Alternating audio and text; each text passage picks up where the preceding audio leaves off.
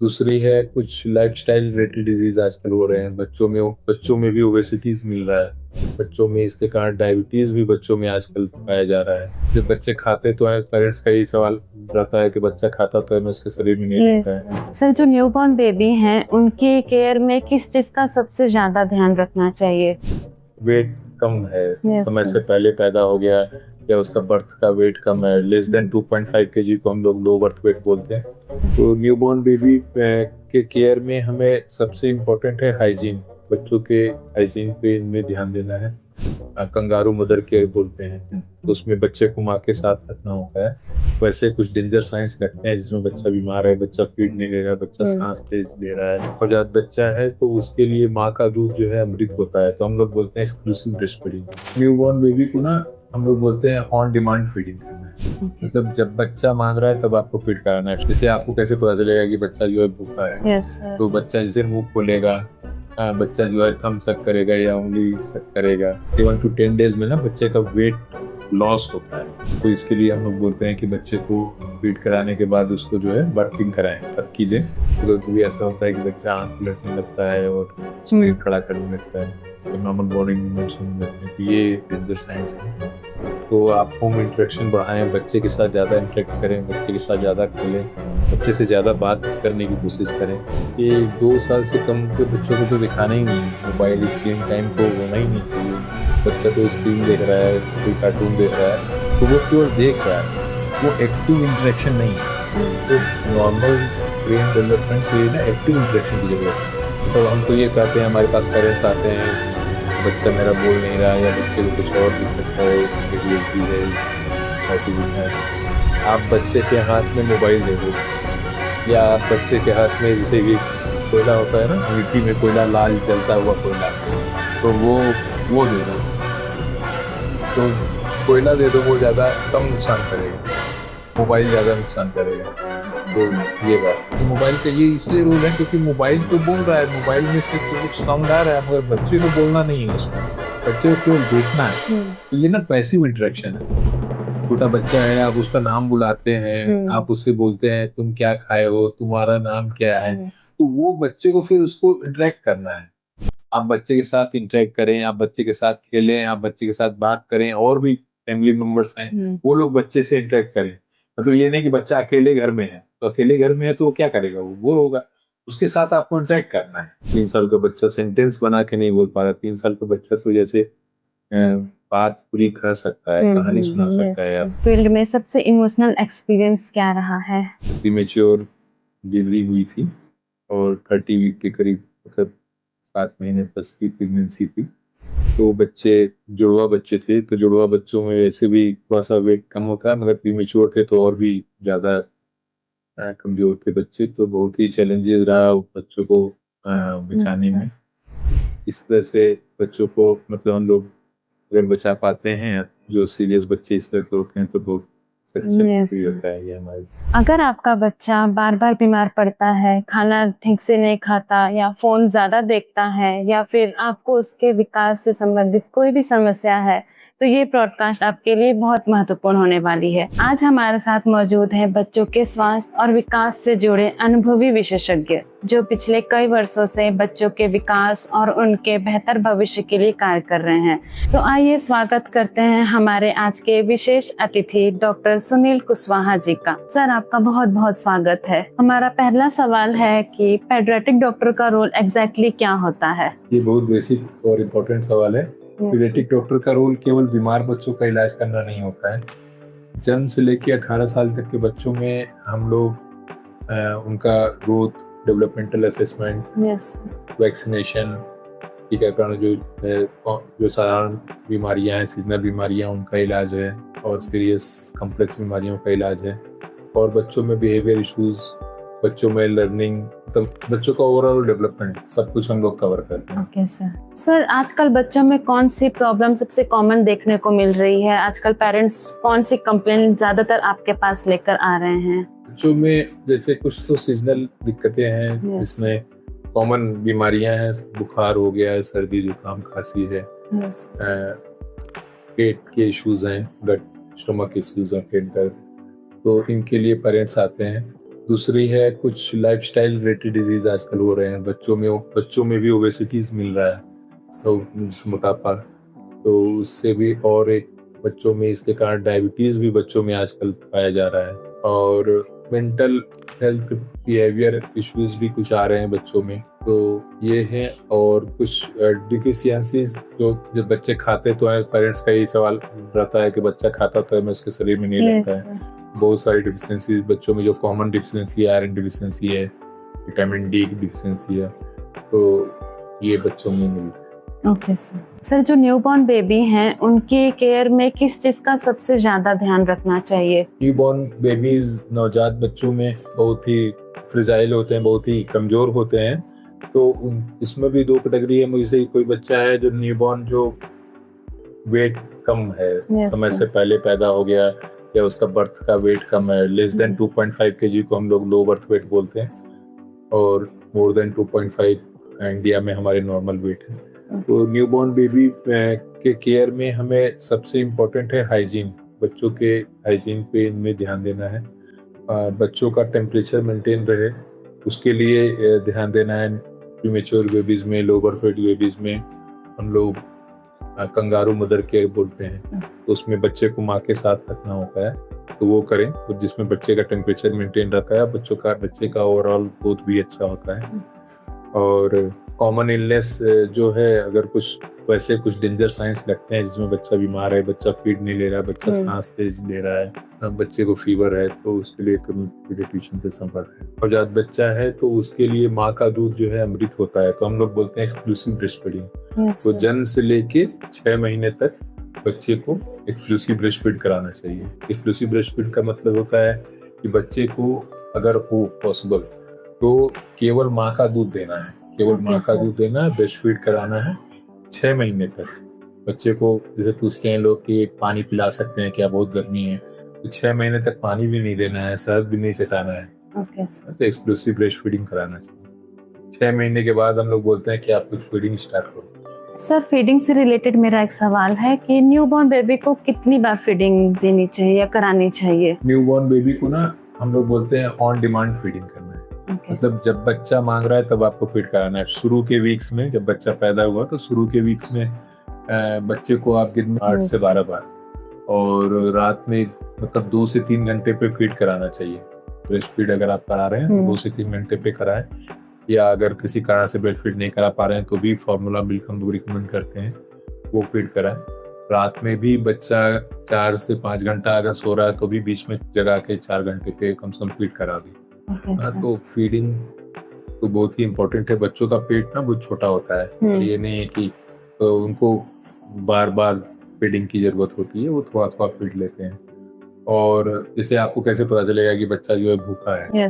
तो बच्चा जैसे मुंह खोलेगा, बच्चा जो है थम सक करेगा या उंगली सक करेगा, वो लास्ट साइन होता है कि बच्चा भूख से रो रहा है। तो मतलब रो रहा है यानी कि उसको भूख ज्यादा लगी है। तो रोने से पहले ही आपको कोशिश करना चाहिए उसको फीड कराएं। सर, आजकल पेरेंट्स का बहुत सवाल रहता है कि मेरे बच्चे का वेट बहुत ज़्यादा बढ़ रहा है या फिर बहुत कम है, तो हम कैसे पता करें या फिर कैसे करें कि बच्चे का वेट गेन नॉर्मल है या नहीं? जैसे नवजात बच्चा होता है तो जो भी उसका बर्थ वेट है, तो हम लोग अगर नॉर्मल वेट के बच्चे की बात करें, 2.5 kg से ज़्यादा अगर बच्चा है, तो शुरू के 7 to 10 डेज में ना बच्चे का वेट लॉस होता है। वेट लॉस होता है, वो भी 7 to 10% वेट लॉस होता है। शुरू के मतलब 7 to 10 डेज में वेट उसका कम होता है बिल्कुल।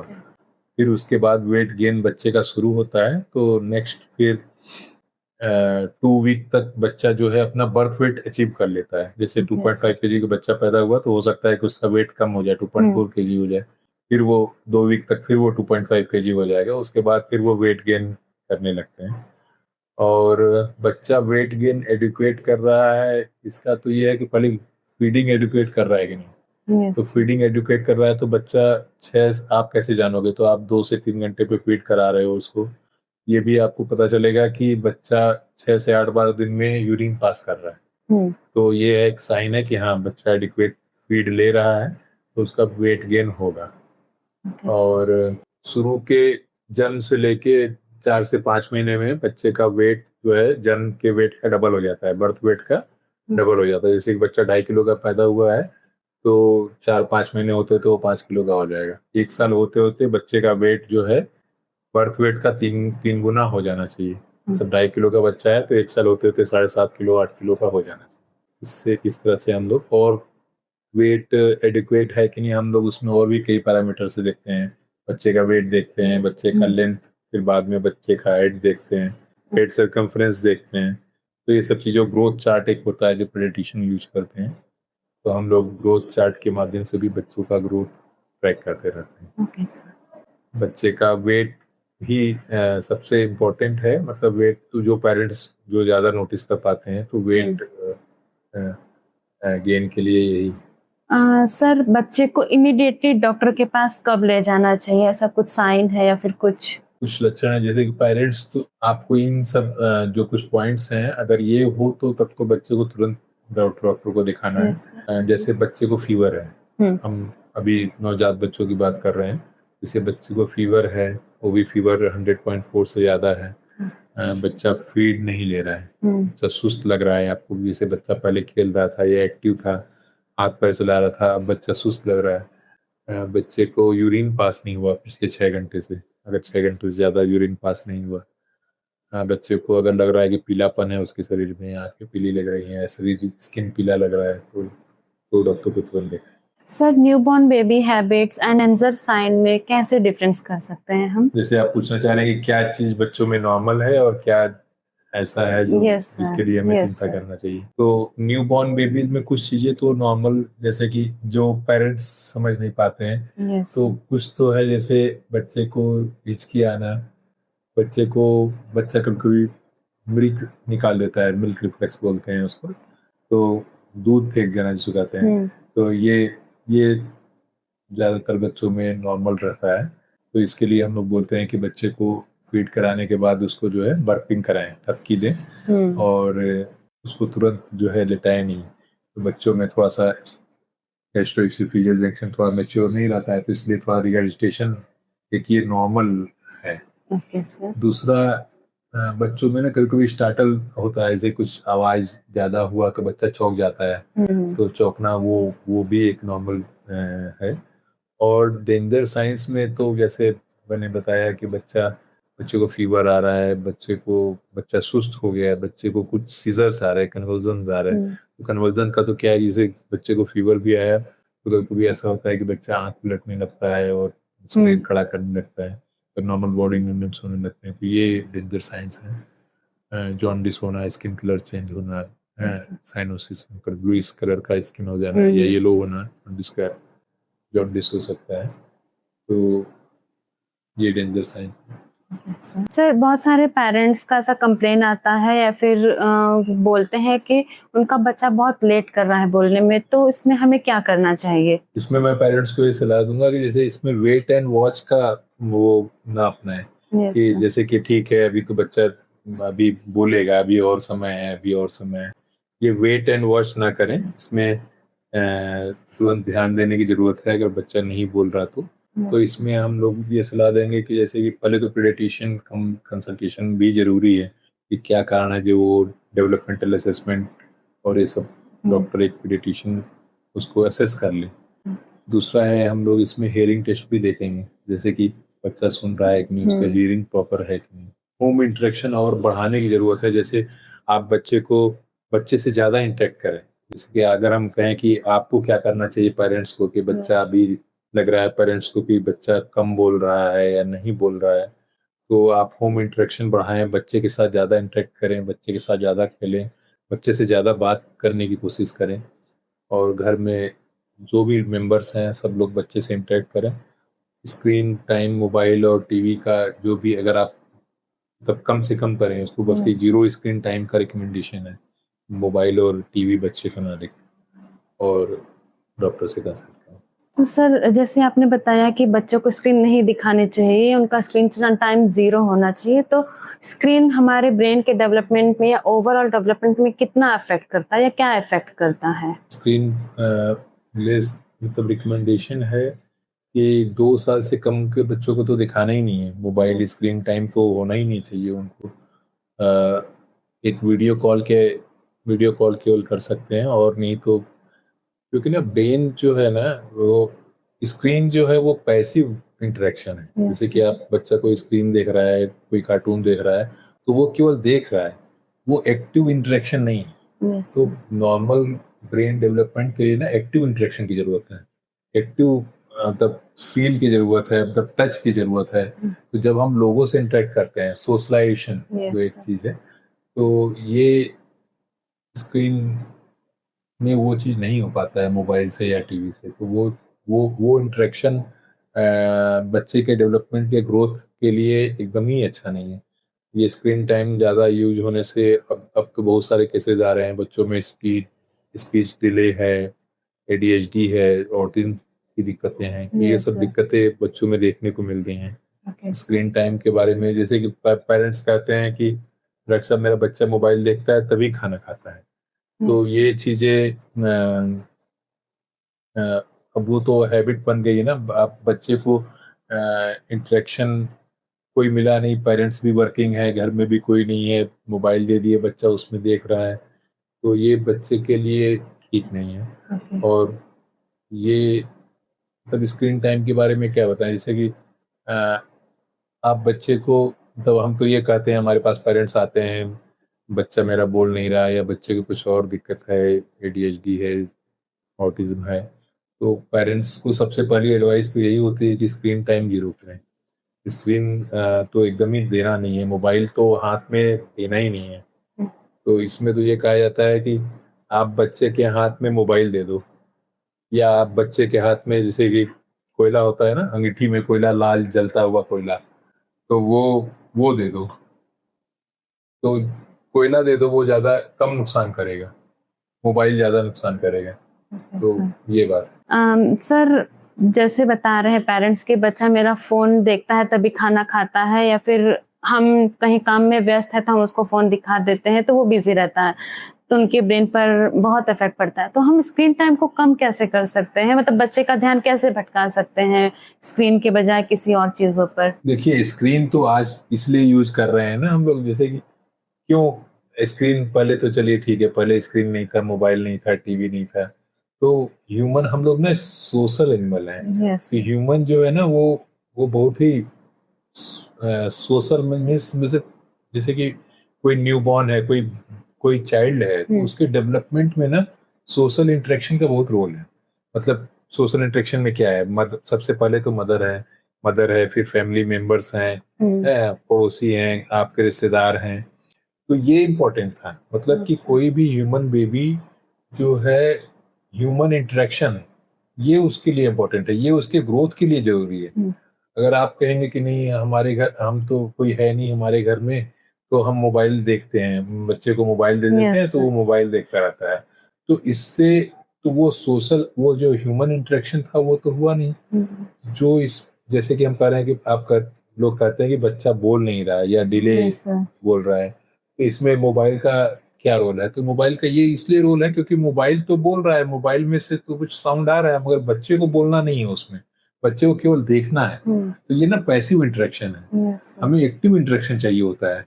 अब आप बच्चे से बोलते हैं, छोटा बच्चा है, आप उसका नाम बुलाते हैं, आप उससे बोलते हैं तुम क्या खाए हो, तुम्हारा नाम क्या है, तो वो बच्चे को फिर उसको इंटरेक्ट करना है, फिर उसको आंसर देना है, तो फिर वो लर्न करता है, सीखता है, वर्ड्स को सीखता है, कैसे बोलना है ये सीखता है। और अगर हम कहें कि वो मोबाइल से सीख जाएगा, टीवी से सीख जाएगा, तो वो तो हो ही नहीं सकता। और ये यही हो रहा है कि वो उससे उससे सीखने की जगह वो, मतलब वो पीछे जा रहा है, क्योंकि वो एक्टिव इंटरेक्शन नहीं है। अब आप कहेंगे कि तो इतना नुकसान है तो हम बंद कर दें, तो बंद करने का क्या उपाय है? हमको मोबाइल स्क्रीन टाइम कम हो जाए, जीरो हो जाए, तो उसके लिए उपाय बस ये है कि आपको बंद कर देना है, आपको मोबाइल देना ही नहीं है उसको, आपको टीवी दिखाना ही नहीं, मतलब और कोई ये नहीं। और अब आप कहेंगे कि बच्चे को तो टीवी नहीं दिखाना, तो करेंगे क्या? तो आप करेंगे कि आप उससे इंटरेक्ट करेंगे, आप बच्चे के साथ इंटरेक्ट करें, आप बच्चे के साथ खेलें, आप बच्चे के साथ बात करें, और भी फैमिली मेंबर्स हैं वो लोग बच्चे से इंटरेक्ट करें। मतलब ये नहीं कि बच्चा अकेले घर में है, तो अकेले घर में है तो वो क्या करेगा, वो बोर होगा, उसके साथ आपको इंटरेक्ट करना है। अगर आप बच्चे के साथ ज्यादा से ज्यादा इंटरेक्ट करें, बच्चों के साथ खेलने जाएं, अब आप अपार्टमेंट में रहते हैं, वहां पे और कोई नहीं है तो प्लेग्राउंड sir. में जाएं, ना, जहाँ पे बच्चे हैं, दूसरे बच्चे हैं या दूसरे लोग हैं, उनसे खेलें, पेरेंट्स हैं घर में। Yes, sir. तो ये है, मतलब मोबाइल नहीं दिखाने का ये है कि आप मोबाइल नहीं दिखाना है, और नहीं दिखाएंगे तो क्या करेंगे, बच्चों से इंटरेक्ट करना, बच्चों के साथ खेलना, बच्चों के साथ घूमना, ये है। Okay sir. सर ऑटिज्म या स्पीच डिले के अर्लियर साइन क्या होते हैं? कैसे पेरेंट्स पहचानेंगे कि उनका बच्चा लेट बोल रहा है या फिर कुछ अलग सिम्टम दिख रहे हैं? बच्चों में ऑटिज्म देखिए पहचानने के लिए तो हम लोग, पेरेंट्स के लिए ये है कि जैसे बच्चा 1 साल का बच्चा बेबलिंग नहीं कर रहा है, कुछ वर्ड्स मतलब आबा का आवाज नहीं निकाल रहा है, 16 महीने का हो गया बच्चा, वो 2 वर्ड्स नहीं बोल रहा है, या 2 साल का बच्चा 2 वर्ड्स नहीं बोल पा रहा, 3 साल का बच्चा सेंटेंस बना के नहीं बोल पा रहा, 3 साल का बच्चा तो जैसे बात पूरी कह सकता है, कहानी सुना सकता है आपको, तो ये एक है। दूसरा है बच्चा आई कांटेक्ट नहीं कर रहा, बच्चा अपना नाम नहीं पहचान रहा, बच्चा हाइपर एक्टिव है, ज्यादा चंचल है, जो कहते हैं कि बच्चा ज्यादा चंचल है, ज्यादा एक्टिव है। बच्चा दूसरे बच्चों के साथ घुल मिल नहीं रहा, दूसरे बच्चों के साथ खेल नहीं रहा, वो आपस में अपने कुछ खिलौनों के साथ खेल रहा है, और इस तरह से कुछ रिपीटिव वर्ड्स हैं वो कर रहा है, तो ये डेंजर साइंस है, इसके लिए डॉक्टर से मिलना चाहिए। Okay sir. Sir as a paediatric doctor आपका अपने फील्ड में सबसे इमोशनल एक्सपीरियंस क्या रहा है अभी तक का? जैसे मैं तो पेडियाट्रिशियन हूँ, और मैं मैटरनिटी हॉस्पिटल से जुड़ा हुआ हूँ, हमारा अपना मदर एंड चाइल्ड हॉस्पिटल है यहाँ, ओमपीकारी हॉस्पिटल। तो हमारे जैसे कि हमारा तो ये है कि जैसे हमारे यहाँ डिलीवरीज भी होती हैं, तो कभी कभी ऐसी कॉम्प्लिकेशन होती है प्रेगनेंसी में जिसमें प्रीमेच्योर बेबीज होते हैं, तो एक इंसिडेंस में याद है, उनकी प्रीमेच्योर डिलीवरी हुई थी, और 30 वीक के करीब, मतलब 7 महीने प्लस की प्रेगनेंसी थी, तो बच्चे जुड़वा बच्चे थे, तो जुड़वा बच्चों में वैसे भी थोड़ा सा वेट कम होता है, मगर प्रीमेच्योर थे तो और भी ज़्यादा कमज़ोर थे बच्चे, तो बहुत ही चैलेंजेस रहा बच्चों को बचाने में, और वो बच्चे फिर NICU में इलाज के बाद धीरे धीरे ठीक हुए, और वो पेरेंट्स अपने बच्चे को ले जा पाए अपने घर, और अभी जैसे कुछ दिन पहले ही वो आए थे हमारे पास, अब बच्चे 5-5 साल के हो गए हैं, और उनको देख के बहुत सेटिस्फेक्शन हुआ, तो ये हमारा है। इस तरह से बच्चों को, मतलब हम लोग अगर बचा पाते हैं, जो सीरियस बच्चे इस तरह के होते हैं, तो बहुत सक्सेसफुल होता है ये हमारे। सर मेरा एक आखिरी सवाल है कि पेरेंट्स के लिए आप क्या इम्पोर्टेंट मैसेज देना चाहेंगे? पेरेंट्स के लिए तो मैं यही बोलूंगा कि अपने गट फीलिंग की सुने। पेरेंट्स की गट फीलिंग, जो मदर की या फिर फादर की जो फीलिंग है, इंस्टिंक्ट है, वो अक्सर जो है स्टैंडर्ड पैरामीटर से ज़्यादा पावरफुल इंडिकेटर होती है। अगर आपका फीलिंग कह रहा है कि नहीं कुछ ठीक नहीं लग रहा ना, तो इसको इग्नोर ना करें, अपने डॉक्टर से तुरंत संपर्क करें। और secondly, please accept themselves as a great parent. आप ये नहीं सोचे कि नहीं आप कुछ कमी कर रहे हैं, हम अच्छे पेरेंट नहीं, आप बहुत अच्छे पेरेंट हैं, और do your best every day and don't take undue pressure about perfection. You are doing good and happy parenting. Okay, sir. Thank you.